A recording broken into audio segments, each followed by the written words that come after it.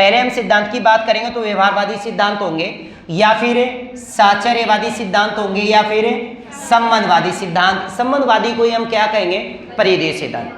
अभी शायद 2018 में या 17 में पेपर में आया था स्टेट में कि इनमें से कौन सा व्यवहारवादी सिद्धांत नहीं है, यानी कहने का मतलब वो कौन सा ऐसा सिद्धांत है जो व्यवहारवाद को नहीं मानता या व्यवहारवाद के अकॉर्डिंग नहीं है।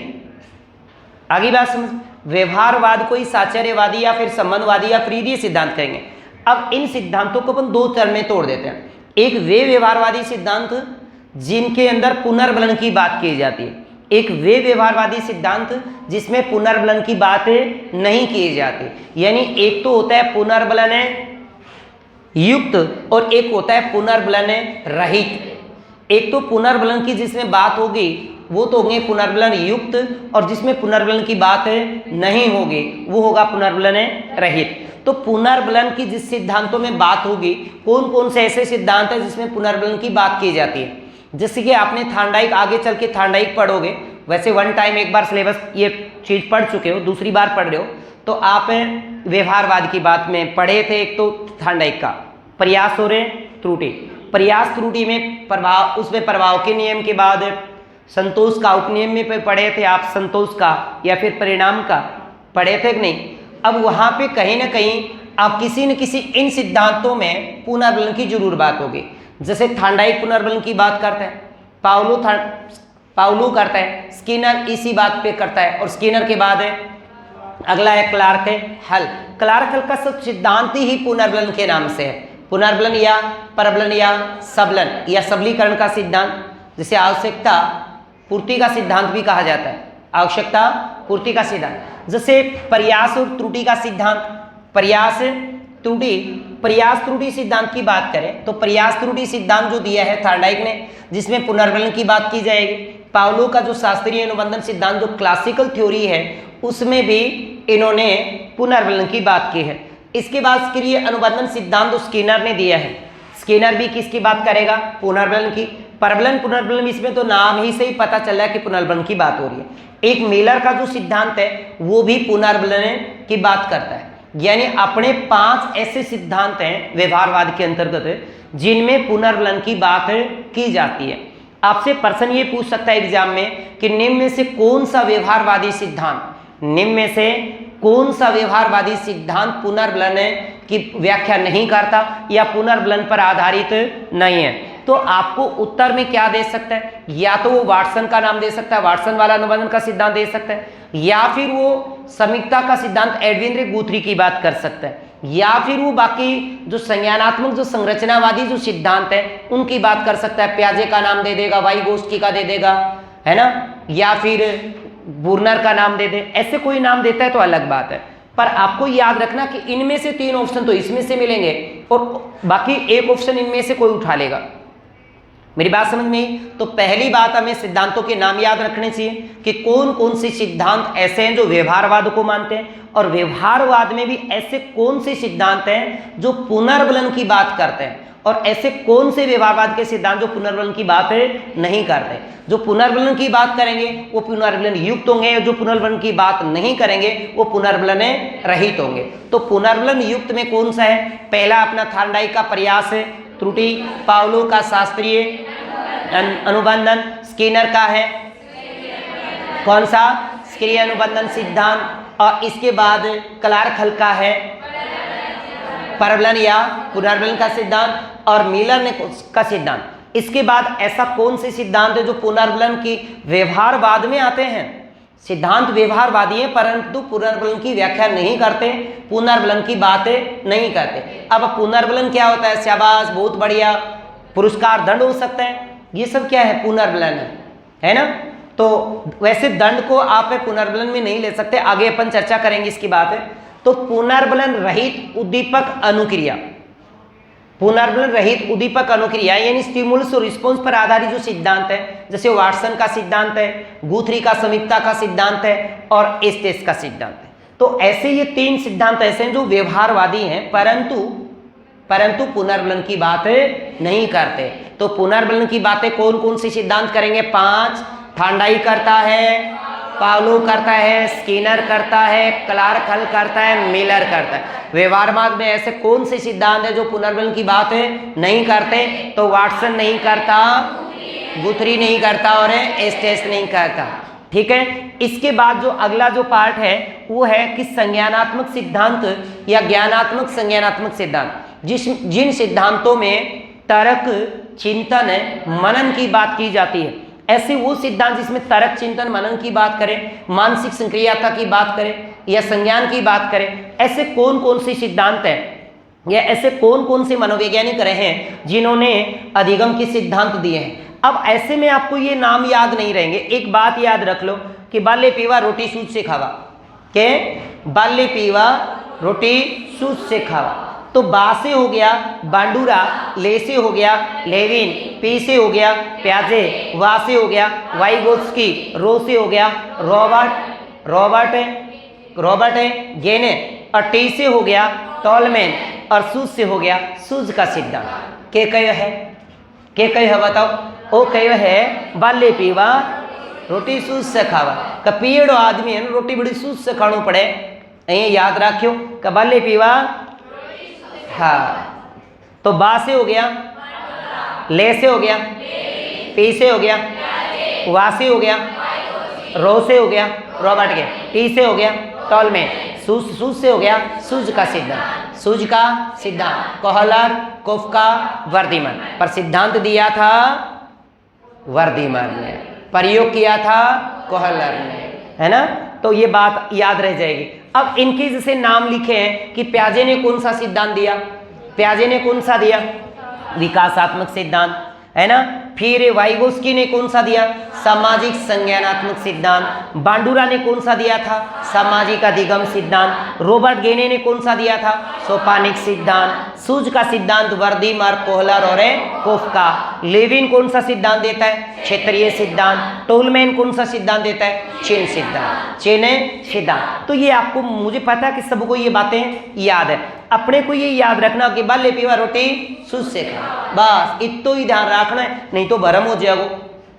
के पीनो है? बाल्य पीवा रोटी सूज से खा, इतो ध्यान थारे रह जाएगो साइड, क्योंकि भगवान घनी सद्बुद्धि दी है थाने, काम में लियो कोनी पर, है ना। अगली देखो, बस कुछ बात व्यवहारवाद की जब बात आई तो थोड़ी व्यवहारवाद की बातें कर लेते हैं। जैसे एक बात आती है कि व्यवहारवादी संप्रदाय के जनक कौन है? व्यवहारवादी संप्रदाय के जनक वाटसन है, और ऐसा इन्होंने 1913 में बताया था। व्यवहारवादी संप्रदाय या व्यवहारवाद संप्रदाय या व्यवहारवादी संप्रदाय के जनक कौन है? तो कौन है? वाटसन। परंतु बात चेंज कर दी जाए और आपको कह दिया जाए व्यवहारवादी सिद्धांत कौन सा है? व्यवहारवादी सिद्धांत। वैसे आपने व्यवहारवादी सिद्धांत अलग से पढ़े, जैसा कि ये सारे के सारे सिद्धांत क्या थे? व्यवहारवाद को मानने वाले हैं, तो व्यवहारवादी सिद्धांत इनको भी कहेंगे। ये व्यवहारवाद की कैटेगरी में आते हैं। इन सभी सिद्धांतों में व्यवहारवाद की बात होती है, व्यवहार की। परंतु ऐसा कौन सा सिद्धांत है जिसका नाम ही व्यवहारवादी के नाम से? कौन सा है वो है आपका पावलो का। कौन सा? जैसे ये जो सिद्धांत हैं, ये सारे ही सिद्धांत क्या हैं? व्यवहारवाद को मानने वाले हैं। और जो सिद्धांत व्यवहारवाद को मानने, वो व्यवहारवादी सिद्धांत है। मेरी बात समझ रहे हो? जो सिद्धांत व्यवहार की बात करता है तो व्यवहारवादी सिद्धांत हो गया। परंतु मुख्यतः बात याद रखेगा कि व्यवहारवादी नाम सिद्धांत के नाम से सिद्धांत किसने दिया है? तो आप कहोगे पावलो वाले सिद्धांत को व्यवहारवादी सिद्धांत के नाम से जाना जाता, जबकि वो पहले सारे के सारे व्यवहारवादी है। इसके बाद देखिएगा जो हम बात कर रहे हैं अभी, नहीं पहले व्यवहार की बात कर लेते हैं, बाद की बातें करें। पहले देखो, व्यवहारवाद से पहले, व्यवहारवादी से पहले व्यवहार क्या है? क्या होगा व्यवहार? हमारे मस्तिष्क में विचार आते हैं। आपको पता है कि व्यवहार वो होता है जो आपके अंगों के द्वारा प्रदर्शित किया जाता है। जब तक आप अपने अंगों के द्वारा किसी को प्रदर्शित नहीं कर देगा अपने विचारों को, तब तक आपके व्यवहार का पता नहीं चलता, है ना। एक बार आप बिल्कुल शांत थे, पता नहीं था कि आप कर रहे हो क्या नहीं, परंतु एक दिन आपने अपने दुर्गा माता वाला, कालका माता वाला रूप दिखा दिया तो पता चल गया कि बड़े लड़ोकड़ी ऐसा है कि नहीं? है कि नहीं? ये पता है सबको, लड़कियां जानती हैं, गृहिणियां भी इस बात को अच्छे से जानती हैं। क्यों? कि हम बिल्कुल शांत स्वभाव के हैं। तो क्या कहेंगे, बड़ा शांत स्वभाव का, बहुत अच्छा व्यवहार। परंतु एक दिन घना दिन हो गया ही रोक करना, ईब कह के दिखायो ना बेटा, तन्ने कुन कहो मेरी लाल, मैं तो न्यू ही करे ही, न्यू कया हाँ। तो इसका मतलब क्या किया आपने, आपके मस्तिष्क में जो विचार है या उस विचार को किससे, अंगों के द्वारा प्रदर्शन कर दिया। तो क्या हो गया, व्यवहार सूक्ष्म चीज होती है साहब, व्यवहार वैसे दिखता नहीं है, दिखता है आपको व्यवहार मूर्त है या अमूर्त है, व्यवहार मूर्त है या अमूर्त है, अमूर्त। व्यवहार दिखता थोड़ी है, कोई आदमी जो चल रहा है आप महसूस कर रहे हो, उनकी क्रियाओं को महसूस कर रहे हो, उस व्यवहार के नाम से कोई आकृति बनती है नहीं, उसके अंग प्रदर्शन की जरूर बन सकती है। तो व्यवहार एक सूक्ष्मतम इकाई होती है जो हमारे मानव शारीरिक क्रियाएं होती है। मानव शारीरिक क्रियाएं मतलब मस्तिष्क में विचार आएंगे, उन मस्तिष्क में आए विचारों को हम लोग अपने शरीर के अंगों के द्वारा जब प्रदर्शन कर देते हैं, अंगों के द्वारा जब उनका प्रदर्शन करते हैं तो क्या है, व्यवहार है ना। जब तक आप अपने अंगों के द्वारा प्रदर्शन नहीं करते, ये अंग प्रदर्शन नहीं है जो फिल्मों में होता है, वो वाला नहीं है, समझ रहे हो। आजकल देखा होगा कि राजा महाराजाओं के काल में मुजरा होता था, पैसे में होता ही था, पैसा फेंक और तमाशा देखो। आजकल देखो फोकट के मुजरे देख रहे हैं, है कि नहीं। मोबाइलों पे क्या चल रहा है, फोकट के मुजरे हो रहे हैं, अलग अलग प्रकार के अलग अलग मॉडल मुजरा कर रहे हैं बिना पैसे का। तो यहाँ पे व्यवहार याद रखिएगा क्या, एक सूक्ष्मतम इकाई है और मनोशारीरिक क्रिया है। मस्तिष्क में आए विचार जब अपने अंगों के द्वारा उनका प्रदर्शन हो जाए तो क्या कहलाएगा, व्यवहार। प्रमुख व्यवहारवादी के अंदर व्यवसाय, जैसे ये सारे व्यवहारवाद को मानने वाले हैं, व्यवहारवाद को मानने वाले सब क्या कहलाते हैं, व्यवहारवादी। व्यवहारवाद को मानने वाले सारे ही क्या कहलाते हैं, व्यवहारवादी कहलाते हैं। परंतु अगर आपसे प्रश्न पूछा जाए कि इनमें से कौन सा प्रमुख व्यवहारवादी है, तो ये जो आपका वाटसन है, आपका नहीं अपनी घरवाली का है, वैसे तो प्रमुख है व्यवहारवादी। अगर आपको पेपर में पूछता है कि प्रमुख व्यवहारवादी निम्न से है, तो प्रमुख व्यवहारवादी वाटसन है, प्रमुख व्यवहारवादी वाटसन है। परंतु ये सभी की सभी व्यवहारवाद को मानने वाले हैं। व्यवहारवाद के समर्थक जैसे वाटसन है, स्किनर है, वुडवर्थ है, गैरिसन है, कौन है, गैरिसन है, मैकडूगल हो गया, पाउलो हो गया, गुथरी हो गया। हमने जो नाम पढ़े, पीछे कुछ नाम पढ़े, जैसे थार्नडाइक की बात की, हमने वाटसन की बात की, हमने स्किनर की बात की, पाउलो की बात की, है ना, किसकी, गेने की बात नहीं, रॉबर्ट गेने की तो उसमें आती है संज्ञान में, और गुथरी की बात की है, रॉबर्ट क्लार्क हल की बात की है, क्लार्क हल की बात की है, गैरिसन की बात की, पर गैरिसन ये नाम आगे आएंगे, पिल्सबरी है, गैरिसन है, वुडवर्थ है, वुडवर्थ है, आलपोर्ट है, ये सब व्यवहारवाद की बातें करेंगे। क्या करेंगे, व्यवहारवाद के। पर कुछ ऐसे सिद्धांत होते हैं जिनमें मानवतावादी अधिगम, मानवता कैसे सीखता है, मानवता। कई बार आप कहते हैं कि उनमें से तो मानवता मरी पड़ी है साहब। मानवतावादी सिद्धांत के अंतर्गत आते हैं आवश्यकता पदानुक्रमी सिद्धांत, जो अब्राहम मैस्लो ने दिया है और जिसका सहयोगी कार्ल रोजर्स था। आवश्यकता पदानुक्रम सिद्धांत किसका है, अब्राहम है, मास्लो। ये मानवतावादी सिद्धांत के अंतर्गत आता है। अनुभवजन्य सिद्धांत जो कार्ल रोजर्स ने दिया है, कार्ल रोजर्स इस अब्राहम मैस्लो का ही सहयोगी था। बाद में इन्होंने भी एक सिद्धांत दिया है, अनुभवजन्य अधिगम। इसके बाद अनुभववाद का सिद्धांत डेविड कोल्ब का है और प्रौढ़ अधिगम मेलकम नॉल्स। मेलकम नॉल्स का कौन सा है, प्रौढ़ अधिगम सिद्धांत। और अधिगम का आलोचनात्मक सिद्धांत जो दिया है उस व्यक्ति का नाम है पाउलो फ्रेरे। क्या है, पाउलो फ्रेरे। क्या बोलेंगे, पाउलो फ्रेरे है, रे, ठीक है, फ्रेरे। तो ये फ्रे हो गया, फिर रे लगा दो, फ्रेरे तो हो गया पाउलो फ्रेरे, है ना। तो अधिगम का आलोचनात्मक है, पाउलो फ्रेरे का सिद्धांत है। अब इसके बाद जो हम बात कर रहे हैं, अभी जो बात कर रहे थे कि व्यवहारवादी संप्रदाय के जो जनक है, व्यवहारवादी संप्रदाय के जनक है वाटसन है, जबकि व्यवहारवादी सिद्धांत के जनक पाउलो है। व्यवहारवाद का जो सिद्धांत दिया है, मनोविज्ञान को व्यवहार का जो विज्ञान कहा है, उस व्यक्ति का नाम वाटसन ही है। व्यवहारवाद का सिद्धांत, व्यवहारवादी नहीं, व्यवहारवाद सिद्धांत का जनक वाटसन, मनोविज्ञान को व्यवहारवाद का विज्ञान किसने कहा है? वाटसन ने। और उनकी एक पुस्तक आई थी, उस पुस्तक का नाम है व्यवहारवाद था। ये पुस्तक भी वाटसन की है जो 1924 में प्रकाशित हुई। जबकि व्यवहार के सिद्धांत के नाम से एक बुक लिखी गई, वो बुक लिखी थी क्लार्क हल ने। किसने?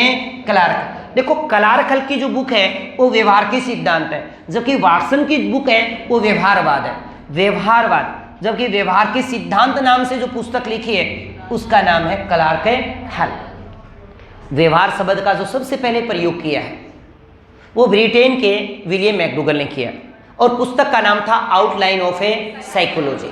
व्यवहार शब्द का सबसे पहले प्रयोग जो किया है वो विलियम मैकडूगल के द्वारा आउटलाइन ऑफ ए साइकोलॉजी पुस्तक में किया गया था। और विलियम मैकडूगल ने 1905 में पुस्तक प्रकाश, 1905 में ऐसा किया, 1905 में। तो व्यवहार शब्द का सबसे पहले जो प्रयोग किया है विलियम मैकडूगल ने 1905 में किया और ये ब्रिटेन के निवासी हैं।